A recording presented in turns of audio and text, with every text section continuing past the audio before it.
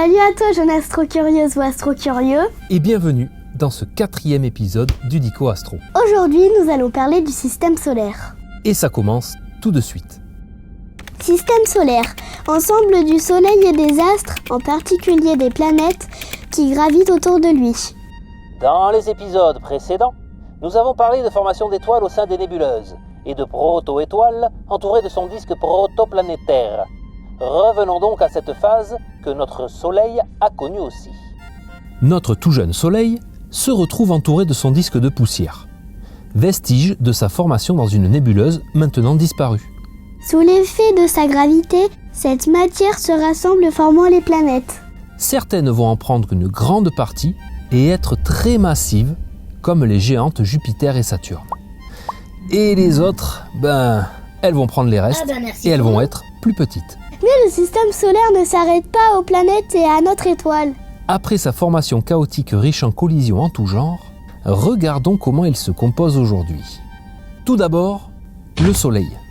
C'est lui qui compose en grande majorité la masse du système solaire. Donc tout le petit monde est sous son attraction gravitationnelle. Ensuite, les planètes. Si on tire une droite depuis le Soleil, elles sont toutes quasiment alignées. C'est parce qu'elles ont gardé le mouvement du disque protoplanétaire. On appelle ça le plan de l'écliptique.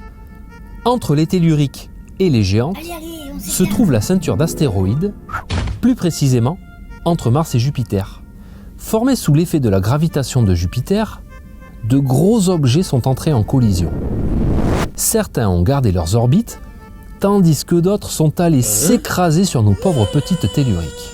Mercure, Vénus, Mars et bien sûr notre Terre portent des traces d'impact. La taille des objets de la ceinture vont du grain de poussière jusqu'aux planètes naines comme Cérès. Ensuite, nos géantes. Je veux pas la vexer, mais il paraît que si Uranus tourne couché sur l'écliptique, c'est parce qu'elle a subi un impact. Qu'est-ce qu'il dit ? Rien. Après les géantes, se trouve la ceinture de Kuiper. Elle abrite des astéroïdes, mais aussi des planètes naines, dont Pluton, Haumea et Makemake. Elle a une masse bien plus élevée que la ceinture d'astéroïdes et est bien plus étendue. Et puis alors là, sur une distance phénoménale, le nuage de Oort, composé de poussière et d'objets. C'est une immense sphère qui englobe le système solaire jusqu'à la limite de l'influence de la gravitation du Soleil, soit 1 à 2 années-lumière. Il serait le lieu d'origine de pas mal de comètes. Pour info, les comètes sont des objets constitués de glace qui ont des orbites très elliptiques. Elles viennent de très loin et passent près du Soleil. À ce moment, la glace s'évapore formant une chevelure brillante. Certaines sont visibles à l'œil nu la nuit, comme Neowise en 2020. Pépite alerte. Pépite alerte. Pépite alerte. Attention! Pour pouvoir tout faire rentrer sur mes schémas, je ne respecte pas les tailles.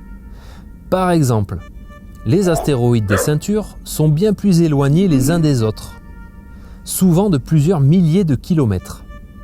Et les planètes géantes sont beaucoup plus grosses par rapport aux telluriques.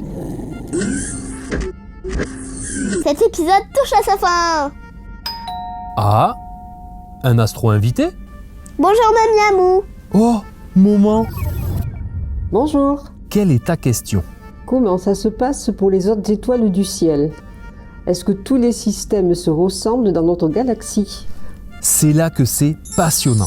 Les planètes, s'il y a, ne sont pas de même nombre, disposées pareil, de même taille, ni de même composition.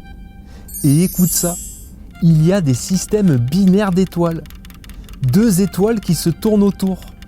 Et des fois, des planètes qui tournent autour des 2 étoiles. Et attends, il y a des systèmes multiples, avec plus de 2 étoiles. J'adore. Et pour finir, accrochez-vous. Vous pensiez peut-être que notre Soleil se contentait de rester gentiment immobile pendant qu'on lui tourne autour ? Pas du tout. On tourne autour du Soleil, qui, dans un bras de notre galaxie, tourne à toute allure autour du centre de celle-ci. Cet épisode touche à sa fin. On espère t'avoir appris quelques trucs. Et nous nous te donnons rendez-vous pour un prochain Dico Astro Oh